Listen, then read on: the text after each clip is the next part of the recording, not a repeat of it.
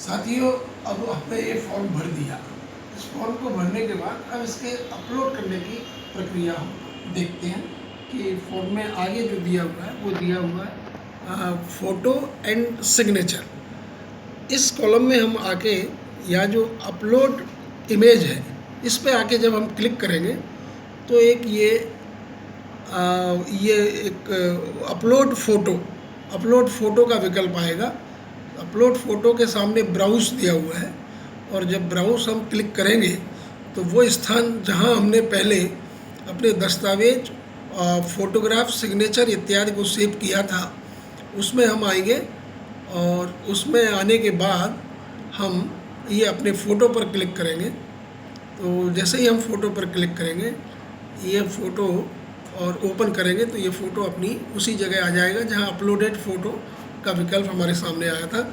ये फ़ोटो बीच में आएगा लेकिन इसका साइज़ जो है कम ज़्यादा हो सकता है, तो हम इमेज क्रॉप पर जाके और इसके कर्सर के सहारे से इसको हम अपनी जो अपेक्षित साइज़ है उस साइज़ में हम ले आएंगे और लाने के बाद जैसे ही इमेज क्रॉप पे आएंगे तो ये फ़ोटो इसके कोने में आप देख रहे हैं इस स्थान पर आ जाएगा। उसके बाद हम फिर ये जो सिग्नेचर है उस पर आएंगे, देखेंगे अपलोडेड सिग्नेचर का विकल्प आ रहा है। अपलोडेड सिग्नेचर के सामने फिर से ब्राउज़ पे क्लिक करेंगे तो हम उसी स्थान पे पहुंच जाएंगे जहां हमने वो 4 चीज़ें सेव की थी स्कैन करने के पश्चात। तो यहाँ पर सिग्नेचर जो दिए हुए हैं हम जैसे ही इस पर क्लिक करेंगे और ओपन करेंगे तो ये जहाँ पर पहले फ़ोटो आया था वहीं अब सिग्नेचर आ गया।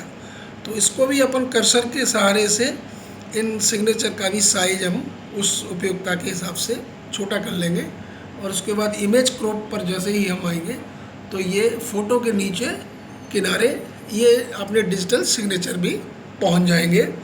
और उसके बाद जैसे ही हम सबमिट करेंगे ये फ़ोटो और डिजिटल सिग्नेचर आपके फॉर्म में जो उचित स्थान है वहाँ पर आ जाएंगे। देखिए ये इसमें आ गए हैं, ये माननीय शिवेंद्र उपाध्याय जी का फॉर्म हम भर रहे हैं, इनका फ़ोटो भी आ गया और डिजिटल सिग्नेचर भी आ गया है।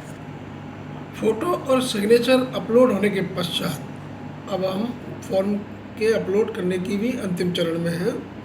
अब हमें अपने डॉक्यूमेंट्स अपलोड करने हैं। तो इसमें हम देख रहे हैं अपलोडेड डॉक्यूमेंट में ये अपलोड कॉलम फॉर्म ए, इसमें हम जैसे ही ब्राउज़ पर क्लिक करेंगे तो हम उसी स्थान पर पहुंच जाएंगे जहां हमने फॉर्म ए को स्कैन किया था और उस पर जाके हम जैसे ही क्लिक करेंगे और ओपन करेंगे ये दस्तावेज हमारा सही से अपलोड हो गया है और ये उसका लिखा हुआ है। ये हमने देखा कि हमारा फॉर्म ए अपलोड सक्सेसफुली अपलोड हो गया और इसमें अपलोड होने के साथ ही जिस फाइल के नाम से हमने सेव किया था उस फाइल का नाम भी इसके साथ ही अपलोड हो गया है। अब हम आगे जो अगली जो कड़ी है हमारी सपोर्ट डॉक्यूमेंट, हमने आपको पहले भी बताया था कि सपोर्टिंग डॉक्यूमेंट्स को हमको अलग फाइल में लेना है और जो फॉर्म, फ़ोटो और सिग्नेचर को अलग फाइल में लेना है। तो सपोर्टिंग डॉक्यूमेंट्स के बारे में मैंने आपको बताया था कि इसका चूँकि मैक्सिमम डाटा फिक्स किया हुआ है 1 MB, तो इन्हें हमें कम से कम संख्या में रखना है और कोशिश करना है कि एक पेज में ही हमारा 1 वर्ष का डाटा आ जाए और कम से कम हमको उसमें रखना है 1 साल का 1 अपीयरेंस का। उससे ज़्यादा अगर हम सेलेक्ट करना चाहते हैं तो हार्ड कॉपी के साथ स्टेट बार काउंसिल को हम भेज सकते हैं, लेकिन इसमें ऑनलाइन जो फॉर्म भरा जाना है उसमें हमको एक ही पेज में भरना है 5 साल के 5 पेज। और जैसे ही हम इसमें ब्राउज़ हमने क्लिक किया तो हम उसी जगह पहुंच गए थे जहां हमने इसको सेव किया था, ये हमारे दस्तावेज डॉक्यूमेंट्स एसयू डॉक्यूमेंट्स करके। और जैसे ही हमने इस पर क्लिक करके और ओपन किया ये हमारे दस्तावेज भी अपलोड हो गए हैं सपोर्ट डॉक्यूमेंट के नाम से। इसमें फ़ाइल का नाम भी आ गया है और ये उसमें सक्सेसफुल अपलोड हो गया है। साथियों, हमने देखा फॉर्म को भरने का पूरा प्रक्रम और इसको भरने के बाद अब हम इसको शुरू से लेके आखिरी तक जो भी जानकारियां हमने इसमें भरी हैं उनको हम एक बार गहनतापूर्वक उसका परीक्षण कर लें कि वो जानकारी हमारे द्वारा सही से भरी गई है या नहीं। उसको सभी जो विवरण हमने दिए हैं उनको एक बार सावधानीपूर्वक चेक कर लें, और जब ये हम पाते हैं कि जानकारियाँ सब सही है और उसके बाद डॉक्यूमेंट्स अपलोड करने वाला वो भी हमने सक्सेसफुल अपलोड कर लिया है, हमारे दस्तावेज, फ़ोटो और सिग्नेचर और फॉर्म अपलोड हो गए हैं, तब आखिरी में आके जो सबमिट का ऑप्शन दिया है उस पर हम जैसे ही क्लिक करेंगे आपके ऑनलाइन फॉर्म बनने की प्रक्रिया संपन्न हो रही है। Okay sir. हाँ, अब हमने देखा फॉर्म भरने के बाद भुगतान का विवरण एक नीचे कॉलम आया था। साथियों, अब हम देख रहे हैं कि फॉर्म कंप्लीट होने के बाद ये हमारा फॉर्म एंटर हो गया है, और अब ये जो आ रहा है इसमें application for issuance of certificate of practice, इसमें रिन्यूअल एप्लीकेशन नंबर आ रहा है। यद्यपि ये नंबर आपके मोबाइल पर भी मैसेज के जरिए आपके पास पहुंचेगा, लेकिन फिर भी आप इसको अपनी सुरक्षा बतौर इसको कहीं आप उससे सावधानीपूर्वक इसको नोट कर लें, इसको अपने पास कहीं भी मेमोरी में सेव कर लें। उसके बाद आप देखेंगे ये आपका फॉर्म कंप्लीट भर चुका है और सारी जानकारी इसमें आपकी एंटर हो चुकी है, जिसमें आपका एनरोलमेंट, ईयर इत्यादि सभी का विवरण दिया हुआ है। फॉर्म आपका ये भर गया है। कॉलम्स भरे हुए आ रहे हैं। ये आप देख रहे हैं कि ये हमारा फॉर्म कंप्लीट भर के आ चुका है ये, और ये इसमें सारी जानकारी दी हुई है। प्लेस ऑफ प्रैक्टिस जो ऑप्शन हमने भरे थे वो सारे के सारे कंप्लीट ये फॉर्म आपका भर चुका है। उसमें आपने अपलोडेड जो जानकारी दी थी और अपलोड किया था वो सब यथा स्थान अपने स्थान पर आ चुका है। अब इसमें हम आगे चल के देखेंगे प्रोसीड टू पेमेंट, ये अंतिम प्रक्रिया है इसकी। और जैसे ही हम प्रोसीड टू पेमेंट पर क्लिक करेंगे तो ये आएगा एक कॉलम, उसमें कंटिन्यू हम। साथियों, पेमेंट का ऑप्शन ऑप्ट करने के बाद हम देखते हैं कि ये 3 विकल्प हमारे सामने आते हैं, पेटीएम, क्रेडिट कार्ड और नेट बैंकिंग। जिसके पास जो भी व्यवस्था हो उस व्यवस्था के हिसाब से वो उन तीनों में से कोई भी एक विकल्प का चयन कर सकता है, और चयन करने के बाद वो जो है जो निर्धारित राशि है वो MP ऑनलाइन के खाते में ट्रांसफ़र कर सकता है। अब हम इसको हम भरने की विस्तृत प्रक्रिया हमने आपको बताई।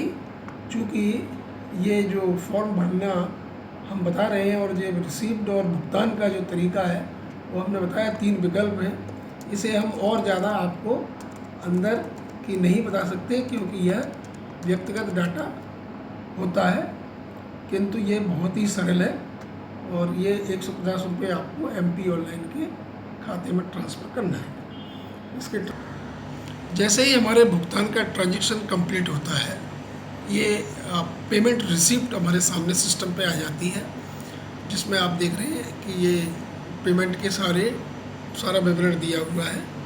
और इसके बाद ये देखें नीचे एक नोट दिया हुआ है और उस नोट में ये विवरण दिया हुआ है आपके दस्तावेज़ों का जो आपको भेजने हैं स्टेट बार काउंसिल के लिए।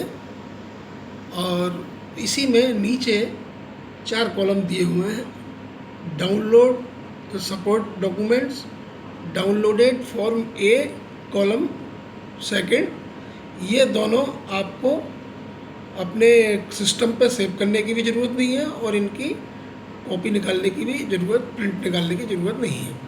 इसके बाद आगे दिया हुआ है downloaded form A column second and third, इसको हम डाउनलोड करेंगे और जैसे ही हम इसे डाउनलोड करेंगे हमारे सामने सिस्टम पर एक ये कॉलम आएगा और उसमें हम जैसे ही ओके करेंगे इसमें हमारी फाइल सेव हो जाती है। और जैसे ही हम इसको ओके करेंगे तो हम देख रहे हैं कि हमारे सामने form A and form F complete होके आ जाता है। और इस जब ये फॉर्म आ जाता है तो इसको हम प्रिंट इसका निकालेंगे और प्रिंट निकाल कर हम इसमें नीचे सिग्नेचर का ऑप्शन है वो हम सिग्नेचर करेंगे। और इसके बाद नीचे एक फॉर्म ए और आया हुआ है, इसकी भी हम प्रिंट आउट निकालेंगे। प्रिंट आउट निकाल कर हम इसके कंप्लीट भर देंगे और इसमें नीचे सिग्नेचर हम अपने कर देंगे। और सिग्नेचर करने के बाद अब ये हम उसकी जो रिसिप्ट आई थी उसमें एक नीचे प्रिंट ऑप्शन था, तो ये जो फॉर्म ए एफ और ये एक फॉर्म और आया था इसको हम कंप्लीट भर के और सिग्नेचर करके जो दस्तावेज़ों का सेट हार्ड कॉपी हमें स्टेट बार काउंसिल को भेजना है उनके साथ हमें इनको भेजना होगा। और ध्यान रहे इन पर सिग्नेचर अवश्य करें। और उसके बाद आएगा प्रिंट ऑप्शन, जो हम वापस आएंगे, पहले हम जहाँ से आए थे वहाँ प्रिंट ऑप्शन दिया हुआ, उस पर हम जैसे ही प्रिंट करेंगे तो हमारी रिसिप्ट आ जाएगी। और इस रिसिप्ट को भी हमें अन्य दस्तावेज़ों के साथ संलग्न करके और जो एक लिफाफा था उसके साथ स्टेट बार काउंसिल को भेजना है। इस तरीके से ये हमारी ऑनलाइन वेरिफिकेशन फॉर्म भरने की प्रक्रिया संपन्न हुई।